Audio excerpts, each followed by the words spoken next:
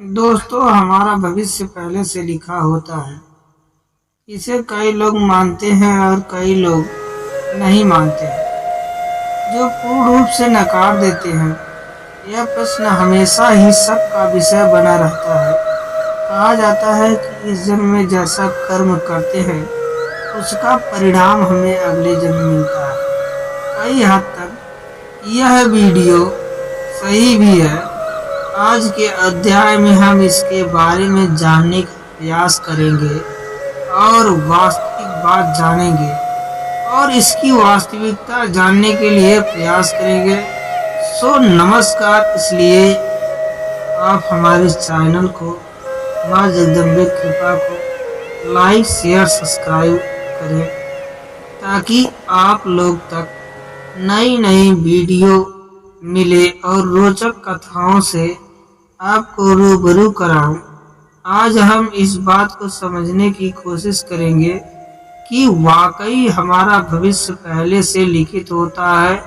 रामायण गरुड़ पुराण के माध्यम से जानेंगे, गीता देवी के माध्यम से जानेंगे, हमारे कर्म से ही भविष्य का निश्चित होता है या हमारा पहले ही जन्म का भविष्य सुनिश्चित होता है जो हमें इस जन्म में मिलता है।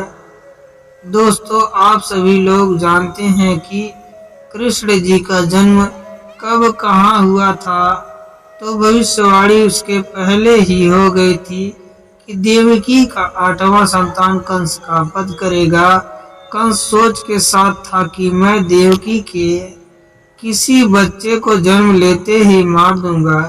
यदि वह बच्चा जीवित रहा तो ना मेरा वध करेगा।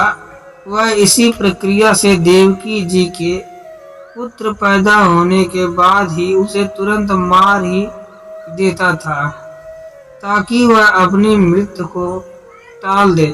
देवकी की 8वीं संतान भगवान श्री कृष्ण ने विधि विधान के अनुसार जन्म भी लिया तथा कंस का वध भी किया।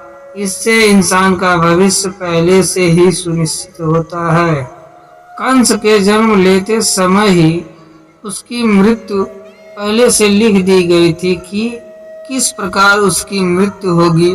देवकी की 8वीं संतान श्री कृष्ण भगवान श्री कृष्ण के हाथों उसकी मृत्यु होगी। इस प्रकार मनुष्य का भविष्य पहले से ही सुनिश्चित होता है।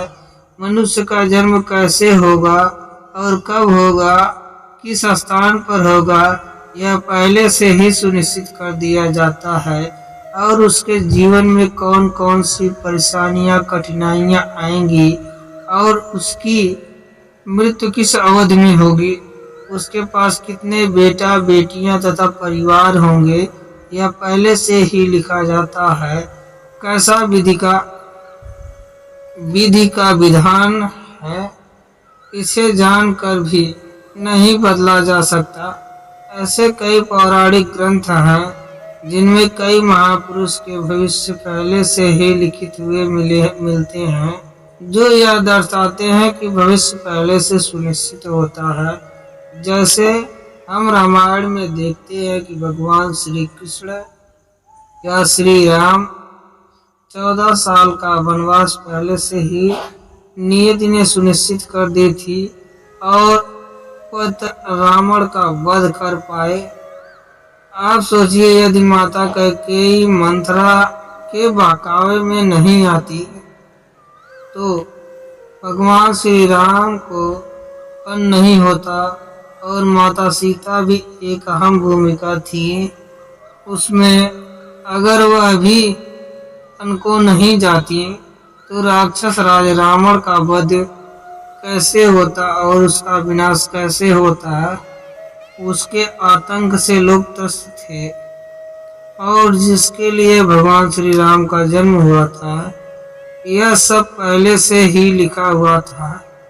इसी प्रकार हर एक प्राणी के जीवन में उसके कर्म के अनुसार पहले से ही उसका भविष्य लिखा हुआ होता है। हमारा भाग्य पहले से ही लिखा हुआ है। हम सब एक छोटे नाटक के पात्र हैं जिसके बीच हम एक माध्यम बने हुए हैं।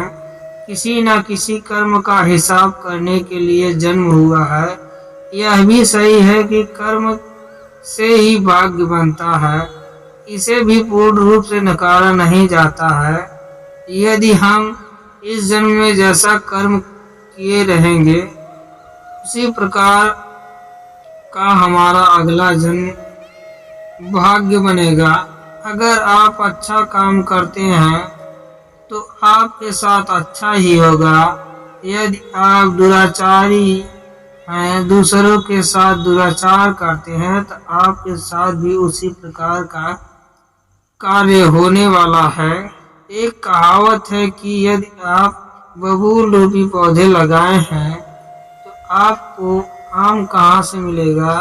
इसलिए हमारे शास्त्रों में धर्म करने की प्रेरणा दी गई है, क्योंकि इससे हमारे भाग्य अच्छे बनते हैं, घर से बाहर निकाल सकता है। वरना बुरे कर्म करने वाले को भगवान चरणों में भी स्थान नहीं मिलता।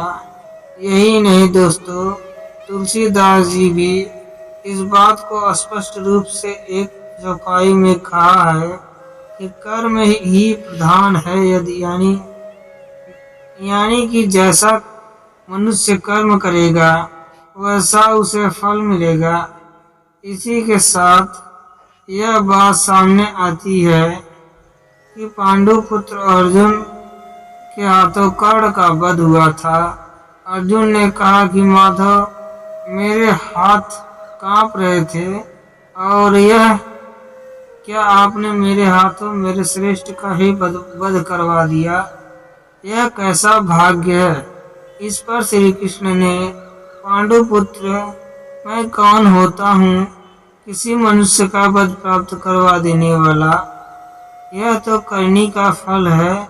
जिस तरह उसने अपने जीवन में कर्म किए उसे उसका फल स्वरूप परिणाम मिल गया। और हाँ, जीवन के स्तर पर मिलेगा। या काटे मनुष्य खुद कर्मों के द्वारा तय करता है। श्री कृष्ण ने कहा, तुमने धर्म के विरोध में सर उठाया है और धर्म का रास्ता चुना है, जबकि कर्म का रास्ता तो ऐसे में मैं क्या कर सकता था। लेकिन फिर भी मैंने उन्हें कई विकल्प दिए, परंतु उसने हर बात दुर्योधन और उसकी मित्रता को आवश्यक समझा। भगवान गीता के अध्याय में हमें यह बात सिखाने को मिलता है कि भगवान हमें कुछ अवसर जरूर देते हैं, जिससे कि हम अपने किए गए कर्मों का पश्चाताप करें, सही राह पर आ सके। अंत में यही कहना चाहूँगा कि अवश्य ही हमारा भविष्य लिखा जा चुका है, लेकिन कर्म के आधार पर ही हमें फल मिलता है। और हम अगर अच्छे कर्म करते हैं तो हमें उसका फल अच्छा ही मिलता है। वह शांत पूर्वक सुख समृद्धि प्राप्त करते हुए व्यतीत करते हैं। अन्यथा बुरे कर्म करने पर हमें उसके फल मिल जाएंगे। इसलिए हमेशा हमें कर्म अच्छा ही करना चाहिए। यदि इस जन्म में हम कुछ उल्टा करते हैं तो उसका कुप्रभाव हमारे अगले जन्म पर भी पड़ेगा, यह निश्चित है।